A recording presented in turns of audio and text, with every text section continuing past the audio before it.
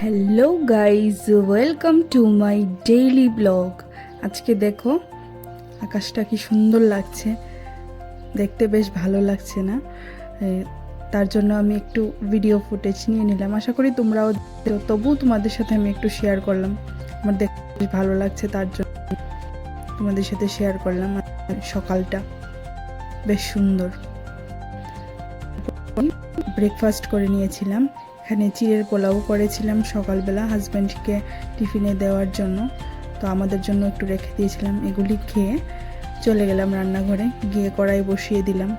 কড়াইতে তেলও দিয়ে দিয়েছি, এখানে পেঁয়াজ দিয়েছি, একটু ডিম ভাজা করবো, তার জন্য এখানে এটাকে ভেজে নেব।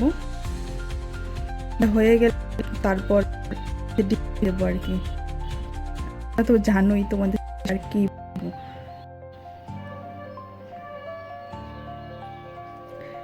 এদিকে দেখো মাছের ডিমটা ধুয়ে রেখে দিয়েছি, এখানে পেঁয়াজটা ভাজা হয়ে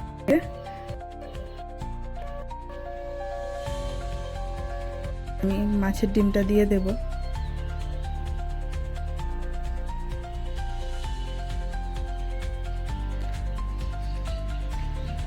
মাছের ডিমটাকে ভালোভাবে ঝুরু ঝুরু করে নেব ভেঙে।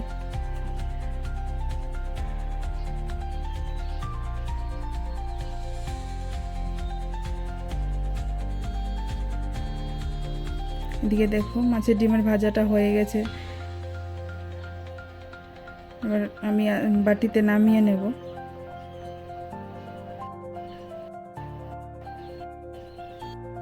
বাটিতে নিয়ে নিলাম।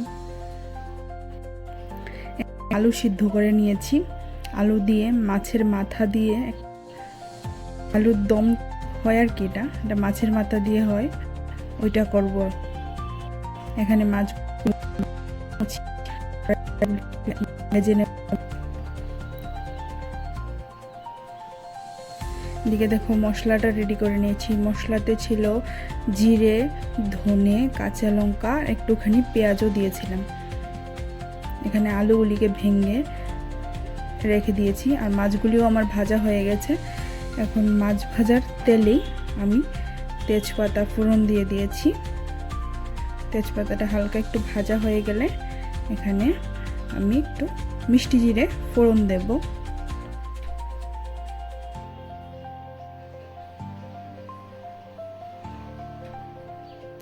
মিষ্টি জিরেটাকেও হালকা একটু ভেজে নেব। তারপর একটুখানি দিয়ে দেব মেথি।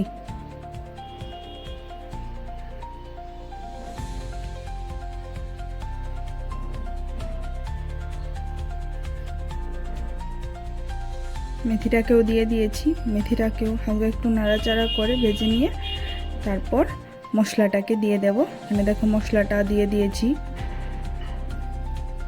এবার ভালো করে মশলাটাকে কষিয়ে নেব যতক্ষণ না পর্যন্ত মশলাটা থেকে তেল ছাড়ছে।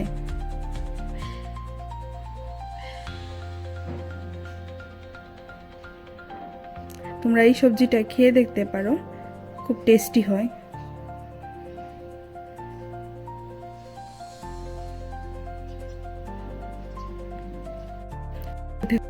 মশলা থেকে তেল ছেড়ে দিয়েছে, এবার আমি আলুটা দিয়ে দেব। দিয়ে আলুটা মশলাগুলিকে আর একটু কষিয়ে নেব।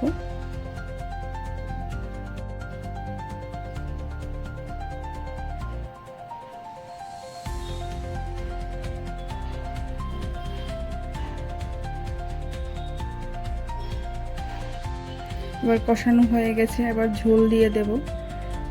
ঝোল দিয়ে ভালো করে ফুটিয়ে নেব।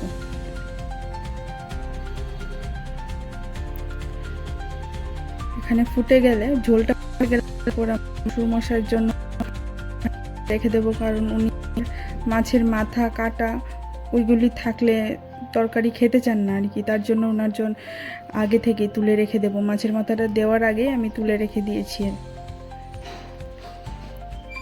এবার এগুলি মাছের মাথাগুলি ভালো করে ভেঙে ঝোলটা আর একটুখানি ফুটিয়ে নামিয়ে নিলে আমার রেডি। আমার ভিডিওটা যদি ভালো লেগে থাকে তাহলে অবশ্যই একটা লাইক, কমেন্ট এন্ড শেয়ার করে দিও। আর যদি তোমরা ইউটিউব থেকে দেখে থাকো তাহলে অবশ্যই সাবস্ক্রাইব করে দিও, আর ফেসবুক থেকে দেখে থাকলে ফলো করতে কিন্তু ভুলো না।